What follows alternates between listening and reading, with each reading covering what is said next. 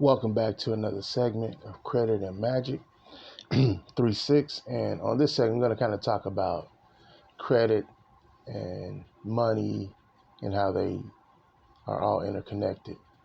Um, this is for educational, recreational purposes only, informational purposes only.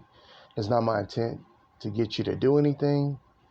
It's not my intent to give you accounting advice, financing advice, tax advice, professional advice, legal advice. I reiterate, this is for educational, informational, and recreational purposes only. I'm not telling you to do anything. I'm not trying to get you to do anything. I'm just sharing information. I want to put that little disclaimer out there. So let's talk about credit. Let's talk about money. Let's talk about finances and financing, and that there is a cost and that there's interest associated with financing. So a lot of people in the minority community, money and sex is taboo, right? It wasn't discussed at the table or in the living room for the majority. Let's say over 90%. People can come up with whatever they want to come up with, but the truth of the matter is, in the minority community, money is not talked about. Finances is not talked about. Credit is not talked about. These are facts. And the percentage on that may be even higher. So credit, we're uneducated about credit. We're ill-informed about credit. We're taught to, don't get into debt. Don't use debt. Okay.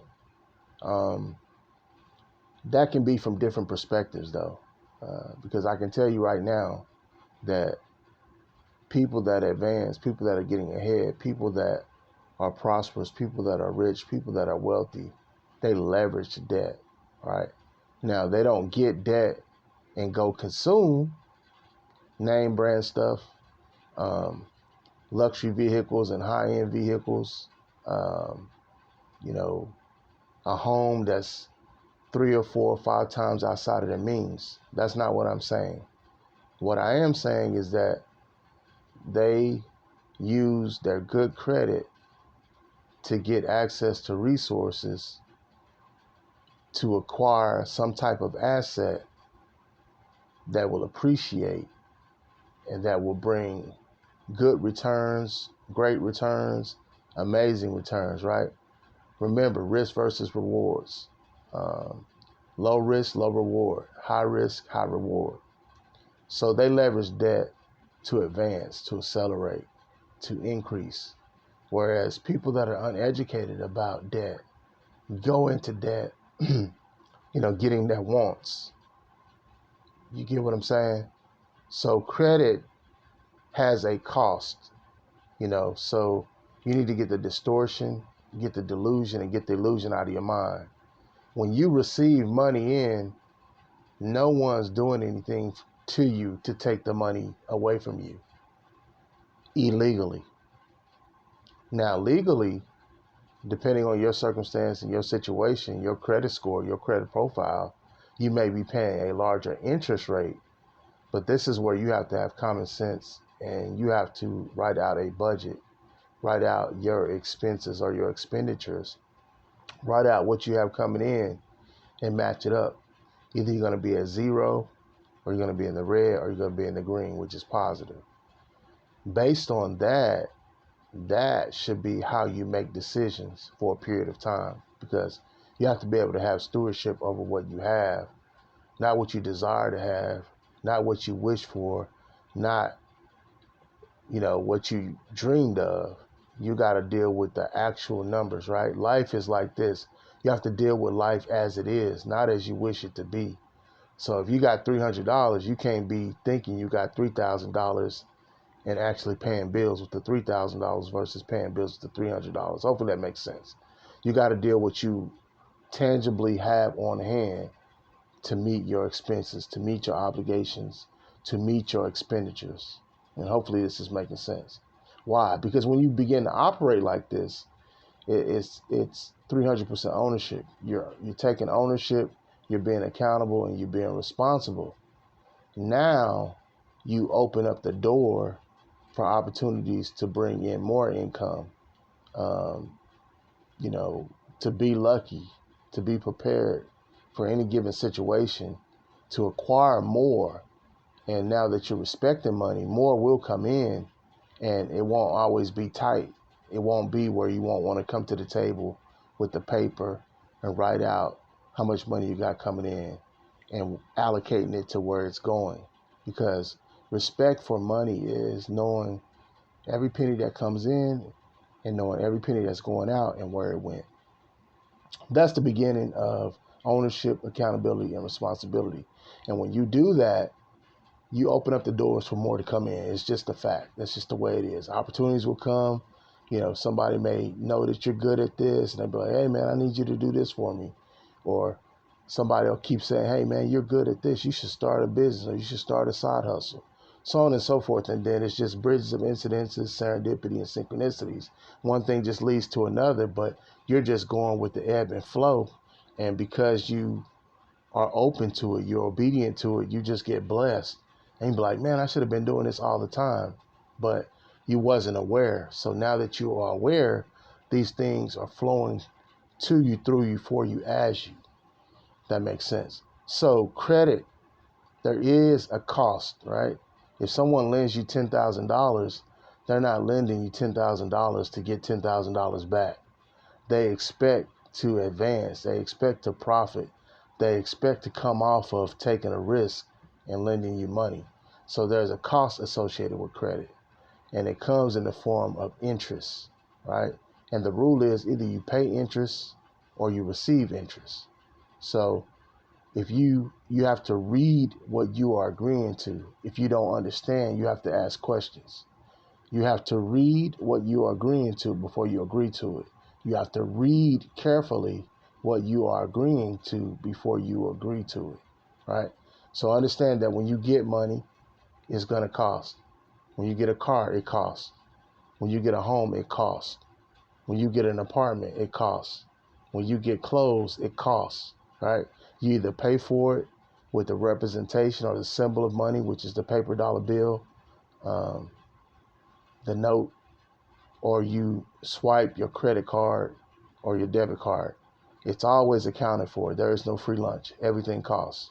And you have to pay that cost to take away the material thing. That's just the way it works.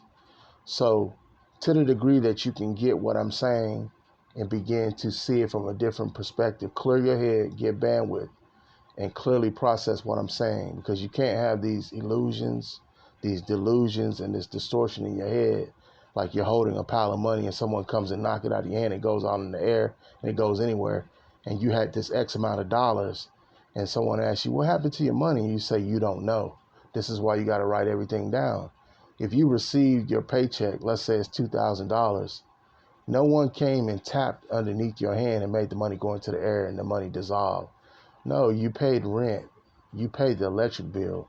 You paid your car note. You paid your car insurance. You paid the cell phone bill. You bought groceries. You paid the internet bill, so on and so forth. So the money went somewhere. You must know where it went and how much went there. This is what I'm trying to get you to see, because if you don't raise a budget, you'll never be able to raise a vision. So you have a relationship with money, and that relationship is only going to be positive and successful to the measure, to the degree that you begin to document things, write things down on paper. You paid $150 for the electric bill. You paid $75 for the internet bill. You paid your apartment rent, $1,300. You paid your cell phone bill, $150. So on and so forth. You get the point. When you begin to write this stuff down, that's when you're respecting money, right? And that's when you can neutralize your feeling of money and release the anxiety, have relief, and just know that, hey, I'm circulating this money because I'm using these resources and more money is going to come back in. When you begin to think this way, that's what will happen for you, because whatever you think to be true becomes true for you. So if you're in anxiety and you're thinking that, oh, well, I'm going to get some more money, you're in a frantic, your central nervous system is out of whack, then it's going to be hard for money to get into your life. But if you say, hey, this is the process. I got to pay for my apartment. I got to pay for my car. I got to pay for my insurance. I got to pay my electric bill. I got to keep the water on. I got to buy food. So on and so forth. You begin to circulate the money, and you know that it's the ebbs and flows. Money comes in, money goes out. Money comes in, money goes out. Money comes in, money goes out. When you begin to see it this way, you'll relax. You'll neutralize. You'll operate from your divine center. You won't be attached to the right side or the left side. You know, what you think is favorable and what you think is unfavorable. And you'll just stay in that divine center and know that, hey, I'm participating in the process of circulating money. It goes out, it comes in, it's currency. It's supposed to flow. Now, getting back to the credit piece. So when you go finance a car, you go finance a motorcycle, you finance a jet ski, you finance furniture, whatever you finance, right? They're putting everything in front of you in black and white. You need to read it, right? You need to understand what the interest rate is. If the interest rate is 10%, you need to look at how much you're borrowing, and you need to get that figure in your head, what you're expected to pay back, and in what time frame manner are you supposed to pay it back. You know, it could be 12 months, it could be 24 months, it could be 48 months, it could be 60 months.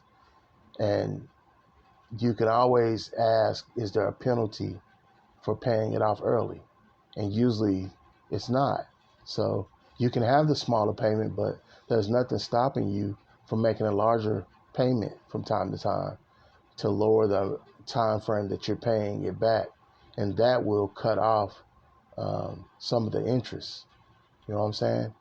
And so when you do this, it'll help you become more responsible and really go through this process and experience to learn how it works, so that you know that it works the same on everything. It may be bigger numbers, but the basics and the fundamentals are the same.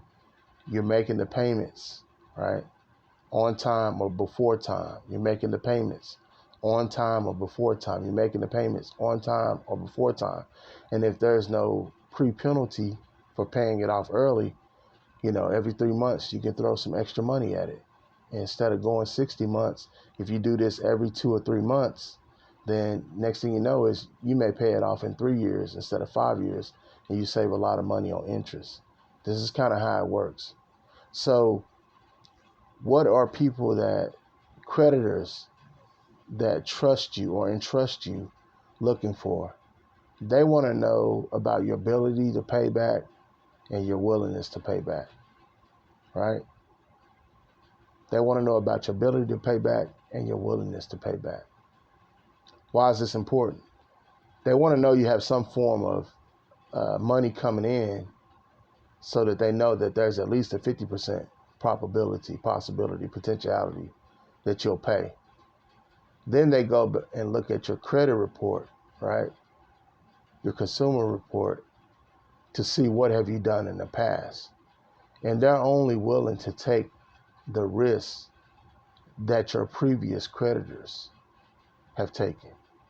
So if someone gave you $1,500, right, this new financial institution, 97% chance is only going to be willing to give you $1,500, maybe up to $1,800. They're going to give you some try bread to see what you will do with it, right? They want to give you this opportunity. This is just how finances, this is just how credit, this is just how money works. No one's going to assume too much risk without reward. You know, especially if you're not established, or if you're established and you've had some bad history. So back to it. They want to know your ability to pay back, and then more importantly, they want to know your willingness to pay back. And how they determine this is they look back at your past. They look at what the previous creditors gave you. They look at your payment history. They want to know, can you handle debt? How long have you handled debt? How well did you handle debt? They want to know, are you going to run out on your debt? These are the questions that they are trying to find out, you know, because it's risk mitigation. They're just trying to minimize their risk for loss. And at the same time, they want to know what reward are they going to receive and what is the probability of receiving that reward. They want to know, will you pay consistently on time or before time? Or are you going to pay late? When pressure come on you, are you going to run off from your debt? These are the questions that the financial institutions, the creditors, the bankers are trying to find out, and they have a way to find out what you will do. So, credit, your relationship with money is very, very important. All right. So while we're on it, this is why I'm telling you, get the distortion, the delusion, and illusion out of your head. What happened to you between ages 4 and 7, what you saw, you got to step away from that. This is why you got to get the budget, as I mentioned, on written down on paper. Know how much money is coming in, how much money is going out, and where each amount is going to. This is just very, very important. This is basics, this is fundamentals, but 90% of people don't do this. 9 out of 10 people don't do this. And that's why people have bad credit. That's why they're paying 24% to 36% interest on their cars, on, payday loans, all of this stuff. Whereas you need to invest in yourself because you're the greatest asset to get financially literate and get financially educated and just use common sense and write everything down on paper. Live within your means for a short period of time. It may be 18 months. It may be 24 months. It may be 36 months. But you get this education and you begin to integrate it, implement it, and appropriate it. 3 years from now, you'll be able to get anything you want because you know how it works. You know what I'm saying? And I'm saying live within your means. Don't just be a consumer and be participating in consumption. But I'm saying you can have some toys if you get educated, because that money will be freed up. And instead of you paying, 36% interest, 30% interest, 24% interest, you'll be paying, 7%, 12% interest. That opens up a lot of money for you because you're giving away a lot of money in interest when you were not educated, or you were not informed, or you were ill-informed. This is what I'm trying to show you. And then people will begin to give you credit cards. People, the Ashley Furnitures, the different type of furniture places will give you credit, and you'll be able to get you a nice living room set. You'll be able to graduate from a tote-to-note place to going to the BMW or the Mercedes or the Audi dealership and deal directly with them. You know what I'm saying? Have your credit ran 2 or 3 times instead of 30 times, or you could go into a credit union and just get pre-approved and just go in there and buy the car cash. Whatever the case may be, this is what investing money in yourself and getting mentorship from anybody that can show you a proven track record of success, that can show you results that their clients have gotten, to educate yourself, because you'll never figure it out on your own. You pretty much probably came from an unstable household anyway. You came from a household that wasn't financially literate. You came from a household that didn't know about credit. You came from a household that didn't know about financial education. No one taught you that either you pay interest or you receive interest. No one taught you the difference between an asset and a liability. But that's why you got to get educated, because you can no longer use that as an excuse. As you become educated about money, your relationship with money, educated about credit, right? How credit works, what it costs, what are the negative consequences for abusing it, what are the positive consequences for using it right in the correct way, correct manner. What are finance charges, right? What determines your interest rate? These are all important things that you got to know, you got to understand, you got to understand, you got to overstand, you got to operate by, you got to move by, until you get this information in you and actually integrate it into your daily life. When you get your paycheck on Thursday or every other Friday, and look at your budget, you know what I mean? You got to make it fun, like playing Monopoly. You don't need to have negative emotions about it, right? Everything costs. There is no free lunch. Electricity costs. Having a cell phone costs. Having internet connection in your home, Wi-Fi, it costs. Having water costs. Throwing out your trash costs. Having a dwelling place to live in costs. Having a car costs. You got to put gas in it every week. Fuel costs. You know what I'm saying? You got to be able to buy oil. You got to be able to get new tires. You got to have insurance. All of these things cost. So you got to get a more harmonious relationship with money, credit, and finance. You got to become a better version of yourself. You got to go from mindset offset to mindset reset to mindset onset by just getting this information and beginning to work with it on a daily basis, on a weekly basis, on a bi-weekly basis, on a monthly basis. This is the only way to improve your life, right? We got to change your thought impulses, your thinking patterns, your thought processes. We got to change your mindset, because when we change your mindset, we'll change your belief systems, we'll change your habits, we'll change your behaviors, we'll change your experiences, we'll change your results. Nothing changes unless something changes. Nothing changes unless something changes. Nothing changes unless something changes. And the thing that has to change is you. How do we change you? By changing your thinking. Thinking changes your feeling. While changing your feeling changes your story. Changing your story changes your beliefs. Changing your beliefs changes your perceptions. Changes your perceptions, change your expectations. Change your expectations, change your actions. Change your actions, changes your results.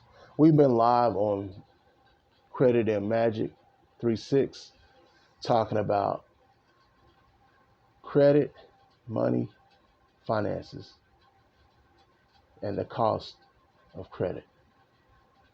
Hope everybody enjoyed this segment. Powerful content.